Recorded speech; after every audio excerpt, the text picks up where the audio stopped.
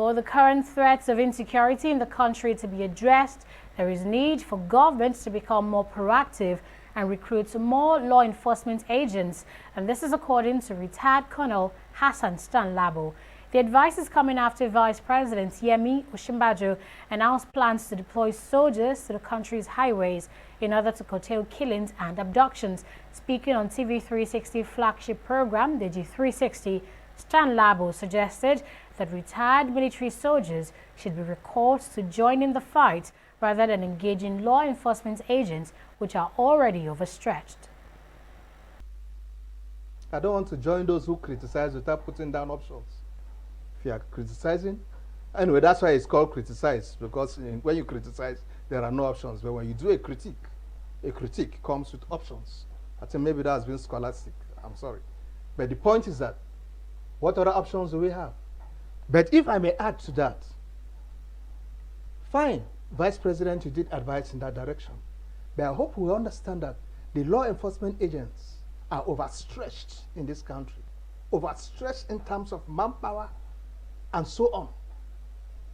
So now when you say we are deploying we are deploying men on the roads and so on, it means you are going to pull men who are already deployed somewhere and bring them to the roads. And that place now becomes what? Porous. So what is the solution? We need to recruit more hands immediately, because years past, like I said, we have not been doing what we ought to do. Now, recruiting and training will cost you nearly 1 year or thereabout. Because when we say recruits, we don't just mean picking somebody from the street, giving him uniform and giving him weapon. You have to train him.